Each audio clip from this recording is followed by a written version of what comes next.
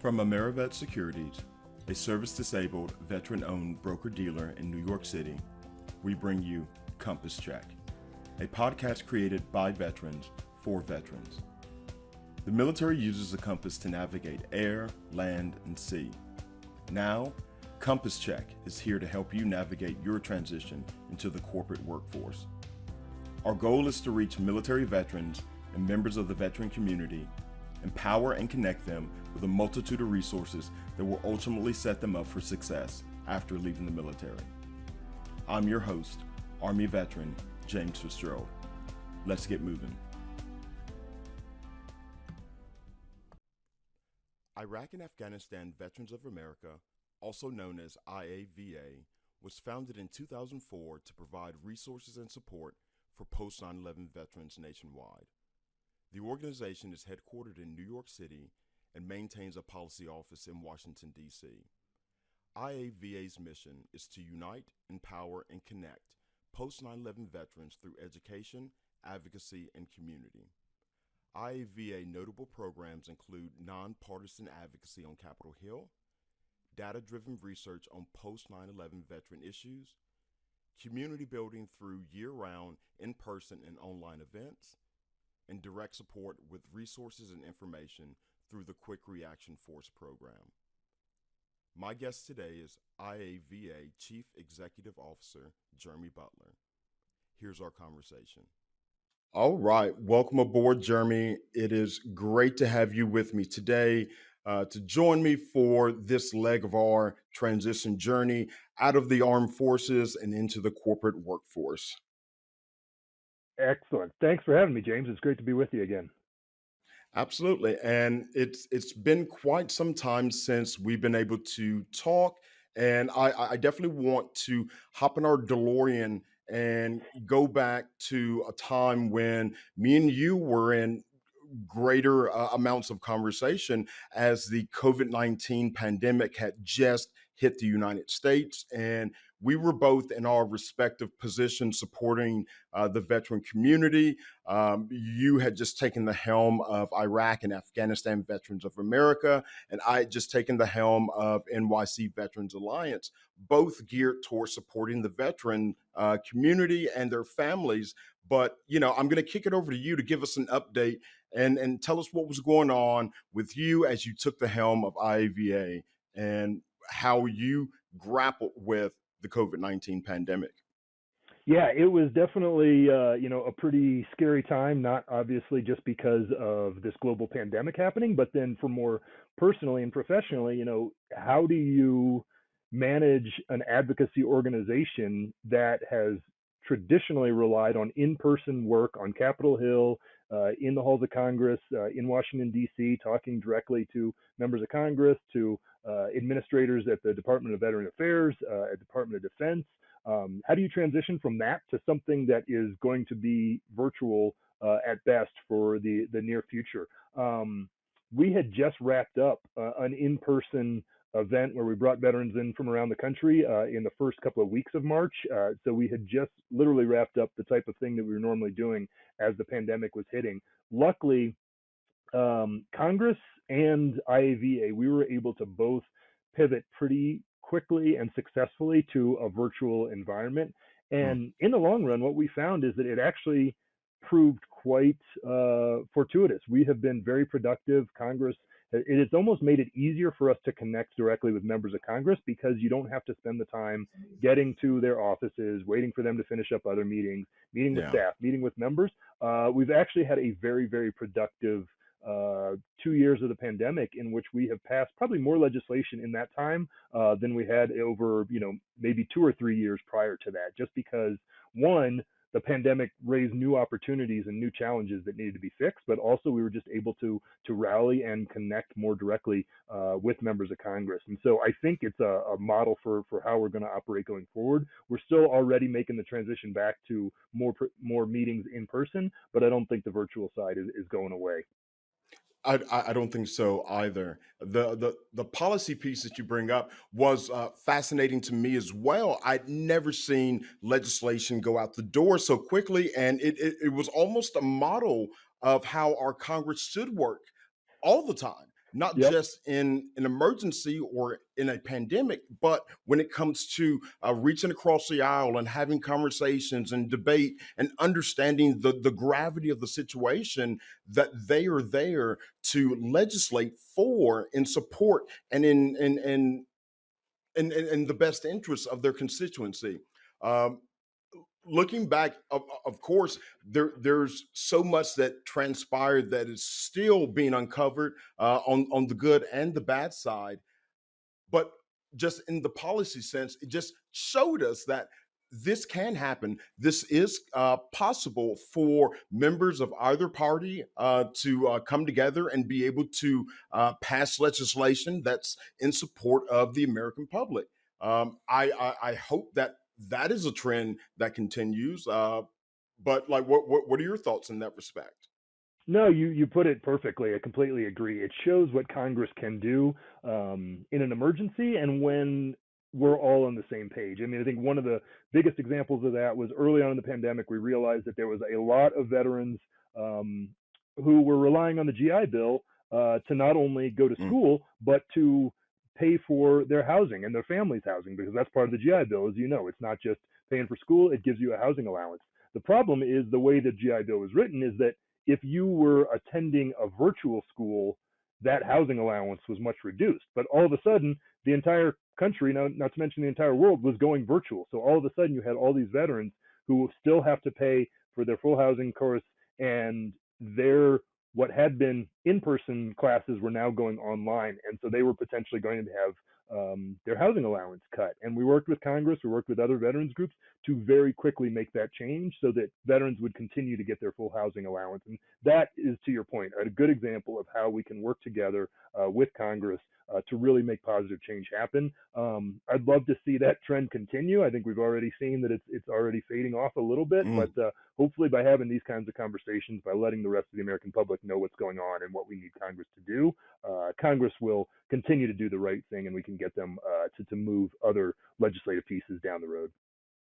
And speaking of letting the American public know what's needed and also informing Congress of the things that can influence informed decisions on their part as well. I want to pivot towards Afghanistan. Uh, I'm an Iraq veteran. You're a Navy veteran. You were a surface warfare officer in the Navy from 1999 through 2005, if I'm correct. Yep, Uh, and still in the just reserve. and like your service continues. We were removed from the situation. My service ended in 2014 after I was medically retired due to injuries in Afghanistan. But like as advocates, we were both sitting, supporting in our various positions and roles, but also watching along with the American public as the evacuation out of Afghanistan was transpiring. And for me, it was a very similar feeling of powerlessness. Hmm. Of I'm seeing this play out on my television screen, and I don't know what I can do. I didn't feel like our leaders in Congress really understood the mindset of the veteran community, as many of us had friends, loved ones that did not return from those war theaters. So it's trying to understand how do we as a country, as a civilian populace, process this. Like, give me your idea of like where do we at least start with that? Yeah, no, it's great. It was kind of one of those where, as an organization, you think you know what we are going to be focusing on for the year, and then all of a sudden something as momentous as the withdrawal happens, and it upends everything we thought we were doing. And it was a whole sea change, pivotal shift, not just for IAVA, but most every veterans organization, and really almost every veteran out there. I don't think there's been anything that brought the veteran community together Mm, like the withdrawal and the realization that not only 20 years of blood, sweat, and tears was possibly going down the drain, but we were also literally leaving behind our Afghan allies. So it was great to see the community come together, and it really did bring about some good changes, but there's a lot of fights were still happening. One of the things that quickly passed last year was the Afghan War Commission, which is mandating Congress to do a 4-year long deep dive review of what exactly we did as a country, what we were trying to do, where our failures happened, where our successes happened throughout the 20-year campaign.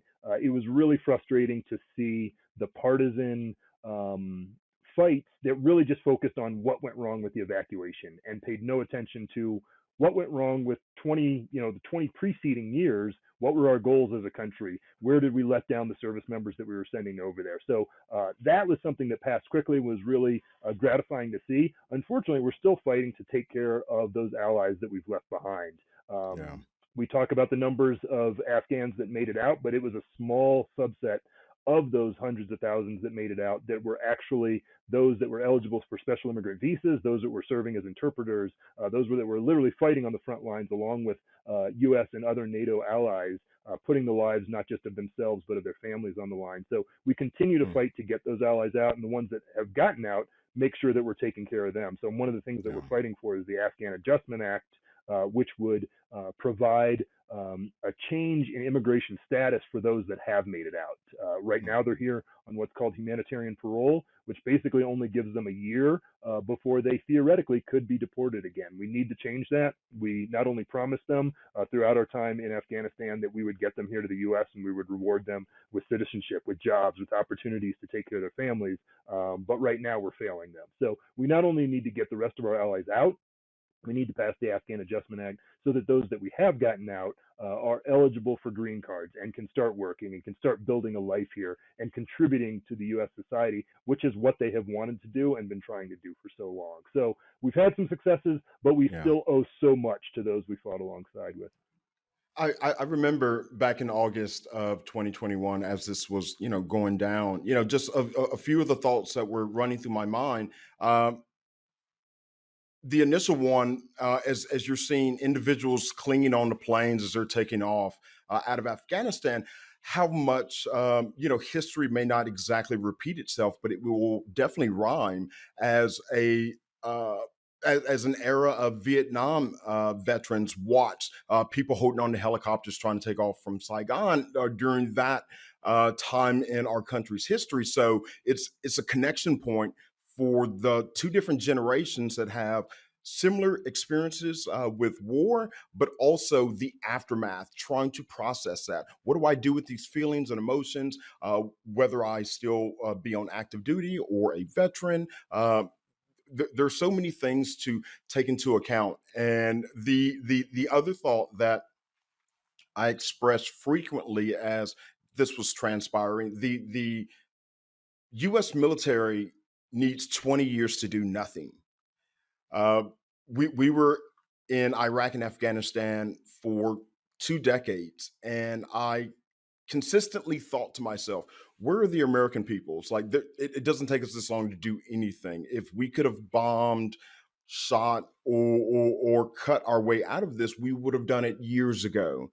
Uh, this is the prime example of American participation and a good understanding of what is our military up to and why are our men and women still in a conflict 20 years later. Yeah. This No, is yeah. I'm sorry, I didn't mean to cut you off because you put it perfectly, and it's one of those things that really needs to be addressed. I don't know if we will be successful with this, but it is absolutely true. How do we as a country that so frequently claims to love our military, love our veterans, support them, we send so much money to the Department of Defense and the Department of Veterans Affairs, but yet we fail them, and we have failed them throughout these 20 years of conflict. Not just the public themselves, but Congress, multiple presidencies. It really is unfortunate, and I think that's what we really need to get at and understand. What are we doing when we send service members overseas to fight? And the public needs to be asking those questions. They need to be holding members of Congress accountable, certainly the president accountable, to state goals, to tell them what the strategy is, how they're approaching that strategy. And hopefully some of this can come from the Afghan War Commission, but that's just one piece. And unfortunately, sort of like you said, history doesn't necessarily repeat itself, but it absolutely rhymes. And you see that with Vietnam, and you certainly see it now with Iraq and Afghanistan. And we owe that to all of those that served, certainly in those conflicts, because they're now looking back, and especially at Afghanistan, to saying, what did we fight for? As now the Taliban takes over, they don't allow women to leave the country. They're reinforcing full body hijabs. I apologize if I'm Mm. using the wrong language there, but full body coverings for women. They're not allowing girls to go to school. It's just it's a complete and total failure, and we need to acknowledge that and understand where we as a government and a country went wrong. Many of us back at home are having to support and deal with some of the lingering issues that come after that military service as well. When those service gaps, resource gaps follow our men and women home, it is for those nonprofit organizations, government organizations to provide the resources necessary for them to get through each and every single day. And with that, I think it's fascinating. One of the models in your programming is the quick reaction force, and it really does resonate with me as an old infantry non-commissioned officer from the Army. When we were in trouble while we were deployed, when things were hitting the fan and you needed backup, you hit that QRF button, and like help was on the way. You always knew, hey, minutes away, they're going to be here. With the quick reaction force that IAVA has presented, it's just as vital. They have that situation in which they need help, they need assistance, they need guidance, they need information, they need whatever it may be, but they need a quick reaction force there to support them. So I love all the legislative conversation that we've had, but I want to get to the core, the meat and potatoes of some of the great work that IAVA does on the ground, which is providing these types of services. So I'm going to kick it over to you to describe a little bit more in detail the Quick Reaction Force program that you have going on and how it definitely, I'm sure, changed during the pandemic. Absolutely. Yeah, and you nailed it kind of perfectly there. So there's two fights that IVA is kind of having. One is the long-term fix. How do we change policies? How do we change laws so that we are taking care of our service members, their families, and our veteran communities? That takes a long time. That can take years to happen.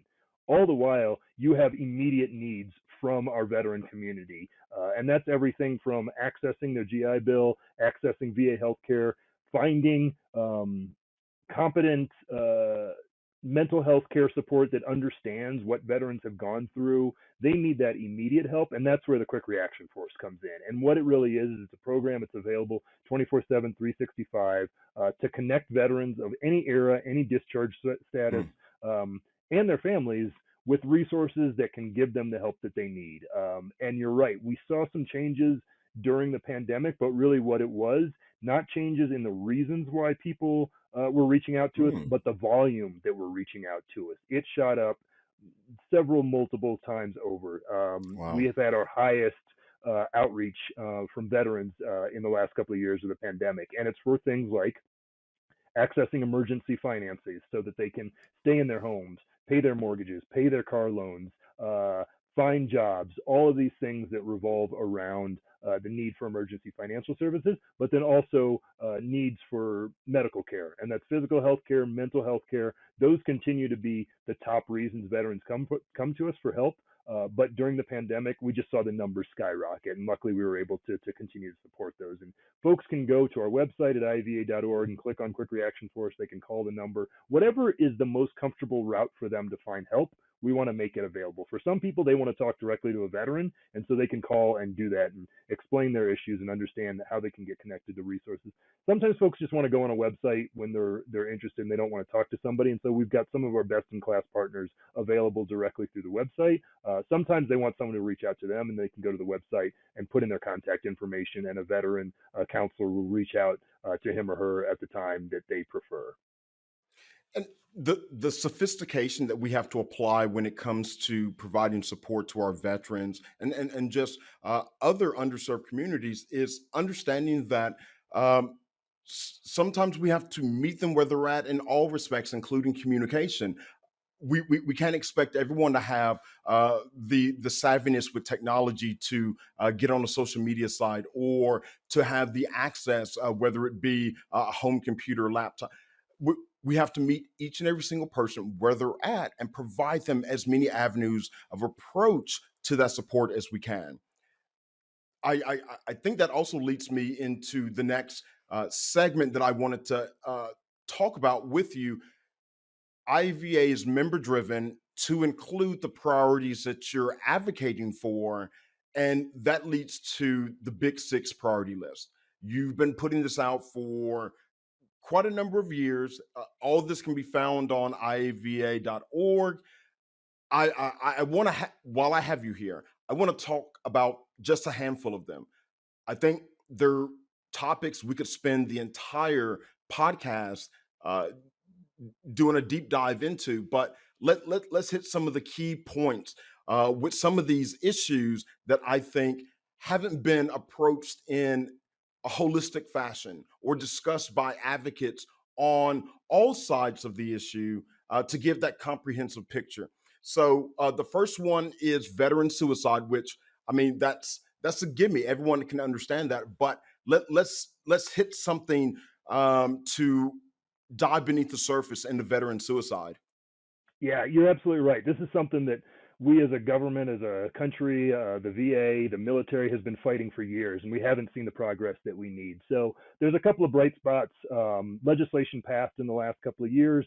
One is the Commander John Scott Hannon Act, which really increases the amount that the VA is providing to local mental health care providers. And so really encourage anyone that knows of a local mental health care provider, they should reach out to VA. It's the Gordon Fox program, grant program. It provides up to $750,000 a year grants to support those local organizations that are providing direct support to veterans, and it can be civilians too, but to keep those organizations going, because usually those are the best ones that are available to meet, as you said, the veterans where they are. And so this was a great program that came out of this legislation from last year. It also increases training for the VA so that they can be better equipped to handle veterans that are coming to them. Another great change is legislation passed last year to create 988, which is going to be the 911 equivalent for veterans and civilians to reach out in mental health care emergencies. So they don't have to call 911 and then get rerouted and the slow process. It's also obviously a much easier number to remember. That really should be available nationwide this summer. I think July is what the VA is going for. And it'll have the same thing as the previous veteran crisis line did, which is you can press 1 if you're a veteran and looking for support. If you're a civilian looking for mental health care, you can still call it as well. So it's there for everybody. Those are two huge programs that are coming online, but more certainly needs to be done. We need more training. We need to reduce the stigma. We need more mental health care professionals in this country writ large, not just to help veterans, but to help civilians and everything. We have a nationwide program, a nationwide problem with mental health crisis, with suicide. It's exacerbated within the veteran and military community, but we need to address it nationally, and we do that by, frankly, getting more doctors out there, more healthcare providers, better understanding of how we can reach Americans that need mental health care support. So there's a lot of work that still needs to be done. Agreed. And to be frank, there was too long of a time in which a number was the main core of the conversation. Is it 20 or 22 or 21? Yep. One is too many. And that should be the overarching point, not some arbitrary number that's put out in a report years after. I'm not going to get into that. What I want to do is just get back to the veteran, because this podcast is focused on providing the information about the resources that transitioning servicemen and women require as they're leaving active duty and transitioning into the corporate workforce post-military. So part of that is making sure that we're healthy and we're in that good mind space to move into the corporate workforce. Burn pits and toxic exposures is something that's a growing issue, not just with, say, our Gulf War veterans who have been dealing with this. Post 9/11, Iraq and Afghanistan veterans that deployed were exposed to open air burn pits and various other toxic exposures during our deployments. These effects may not manifest exactly right now, but they're waiting in the wings. I'm one of those veterans that was in Iraq and Afghanistan, worked around burn pits, disposed of our own feces, burned them. Those are things that I'm going to kick it over to you, but like those are things that are not only a priority for health, so that VA access, as you mentioned, is key, but also discovering these conditions and connecting them with the services they require. Like, give us a little background into, burn pits, toxic exposures, and like what we can lean on as a veteran that's transitioning out. Yeah, this is one of those issues that has kind of overtaken us as an organization. Is becoming, it's like, frankly, right now, it's like almost where 90% of our resources are focused, Mm. because we are at the doorsteps of a solution. For lack of a better word, I'll say a solution. It's not to say that any legislation is going to be perfect, but this really is about as close to perfect legislation as we can get. And I'll Mm. describe that in a second once I backtrack a little bit on the problem. And you touched on it. Burn pits have been around for decades. This is not something new, but what was new in the post 9/11 eras was the type and the amount and the length that things were being burned. Not just human waste, but medical waste, ammunition, cars, vehicles, Humvees, literally anything and everything were dumped into these burn pits, which were often acres in size. And then they were burned with Mm. jet fuel 24/7, 365 days a year. Mm. I think one of the biggest bases in Iraq was burning 125 tons of waste a Jeez. day, which is just unfathomable. This is the type of Yeah. thing that's been illegal in the U.S. for decades, but we as a government had no problem exposing our service members to that day in, day out. They're located next to dining facilities, next to places where everyone was running to try and maintain. They were downwind of folks trying to Yeah. stand guard for 12 hours a day and just having to breathe this in. And now we have a situation where the VA is denying 70 to 80% of the claims when veterans come to them and say, hey, the lung cancer that I came down with, this is because of burn pit exposure. And the VA is saying, we don't have enough proof, so no, you're on your own for that. The legislation we're pushing for, it's already passed the House, is the Honoring Our Pact Act. It would make it so much easier for our veterans to get the health care that they deserve. It would basically say if you served in any of these countries and you come down with any of these conditions, we are going to assume that that condition is because of your service.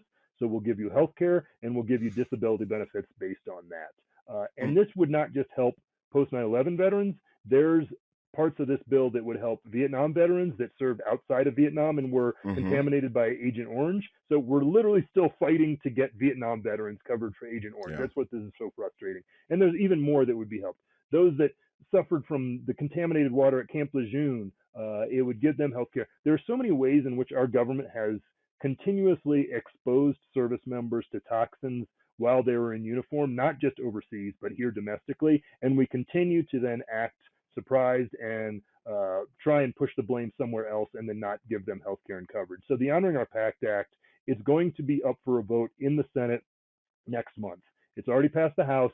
We just need 60 senators to finally come together and say, yes, we are going to finally stop pushing this down the road and we're going to take care of our veterans. Unfortunately, there are some that are pushing back saying it's too expensive. The VA won't be able to handle the influx of veterans, despite the fact that the VA themselves are asking for this legislation, Yeah. despite the fact that the president is asking for this, despite the fact that literally every VSO, every military family serving organization, we are all on the same page saying that we need to pass the Honoring Our Pact Act. So it's an incredible bill, and we're so close. And if it doesn't pass this year, I mean, it really is the proverbial slap in the face to every veteran and family member out there that has veterans that have been exposed, and many of them are sick right now, and too many have already died. And so that's where we need everyone's help. Yeah, and when it comes to an underserved community within our veteran community, which is already underserved and under resourced, women veterans, the community or the part of our community that is utilizing VA services the least, women veterans, and we're talking about these necessary and vital services that they've earned and that they're entitled to, on top of what you just expressed about burn pits. So I know that that is a part of the Big Six priority list. Is there another aspect of women veterans, particularly Black and Brown women veterans? Is there anything that we can touch on very quickly with respect to that? Absolutely. I mean, it's there. we know that women veterans are the largest growing cohort of veterans in the country. As we become a smaller community overall within the U.S. population, veterans are becoming a smaller and smaller percentage of that population. The largest growing veteran population are women veterans. We've got more and more women volunteering to serve, and frankly, they are being left behind in the resources that are available to veterans. And this happens when they're on active duty, and then it certainly carries over to the veteran space. So there's so many changes that need to be made, like you said, not just for women in general, but certainly for minority women as well, who already are suffering from disproportionate inability of the American healthcare system to take care of them. That exists in the civilian side. It certainly exists within the veteran side. So there's many changes that need to be made within the VA to be more responsive to the needs of women veterans, and more accessible. And this goes to not just healthcare, but to the way we treat women service members and women veterans. They continues to be an unbelievable scourge of sexual harassment and sexual assault that happens within the service, and then carries over to the veteran world as well. And so there's, like you said, we could go on any of these topics. This is one where so much more needs to be done, both in and out of the VA system. Our conversation is moving very, very quickly, and my last segment is called Double Time. And what I'm going to do is I'm going to still keep you, on the move. I'm just going to shift gears slightly towards your 117th Congress policy agenda. I'm going to throw out a few topics from that policy agenda. I'd love to hear just 20 to 30 seconds. I know that's tight, but just hit me with your best shot. Yep. And take me home with some things about cannabis. Hit it.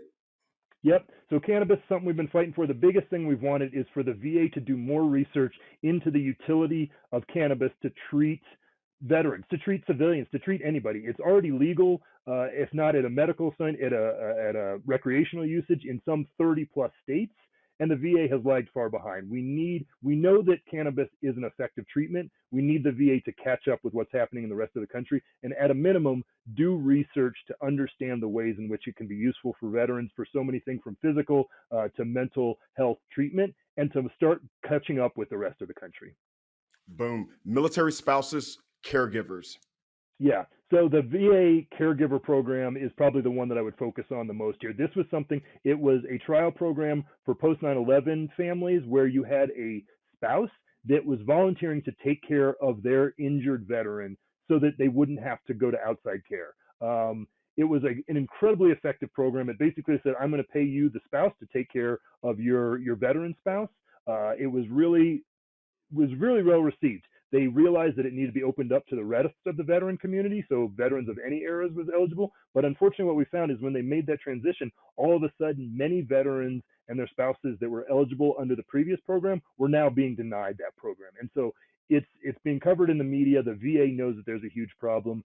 It's one that really needs to be fixed, because we know you get better care when it's being provided by a loved one. And so we need to make sure that program gets fixed, and that the VA reinstates its support to the spouses that are providing that home care. Boom. Besides the GI Bill, give me something with education benefits. Yeah, education benefits, they continue to need to be perfected. We finally closed the 90/10 loophole, which was huge, so I won't focus on that. But we need to make sure that the GI Bill and other education benefits, because there's ones beyond the GI Bill, as you know, so I won't go into all those, but that they're keeping up with the changing nature of how our country educates people. So more access to alternative types of learning, more access to not just necessarily, a college degree. There's many other things. We know that there's so many programs out there that can get you directly involved into a in-demand career field. We need to make sure that VA education and DoD education programs are keeping up with the changing needs of our civilian society, and that they're truly getting our veterans and service members ready for a viable career when they make their way out of the military. For those veterans that don't want a career, they'd rather go into business for themselves. Anything about service-disabled, veteran-owned businesses or women/minority-owned businesses? Absolutely. There's great programs within the Small Business Administration and things like that to support these organizations. We need to make sure that veterans and transitioning service members know about them and that they're easy to access, because there's great programs, but if they're impossible to get accepted into, or if no one knows about them, we're leaving folks behind. And there are so many. We know that from our annual survey, that there's so many veterans, especially post 9/11 veterans, that want to start their own businesses. They want to get out there and be entrepreneurs. Usually what's holding them back is funding. They don't have these connections to venture capitalists and things like that, Wall Street bankers that are willing to fund them. So they need government programs where they understand the experiences and the strengths that veterans bring, and will be willing to provide the loans and maybe the access to some education, the access to mentors that can make sure that these new programs and these new businesses can be successful. They're out there. We just need to make sure that they're available to those looking for them. And with that, we're going to go ahead and slow down. We're going to do a quick cool down stretch.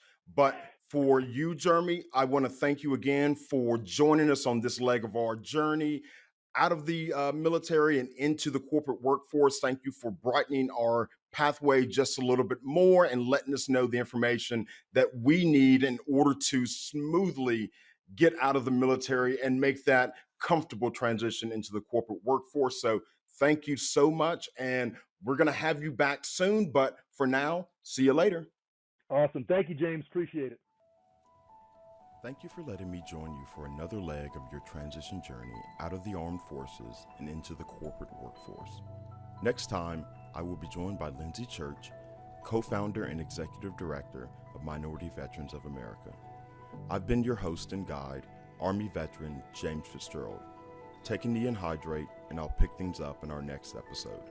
See you later.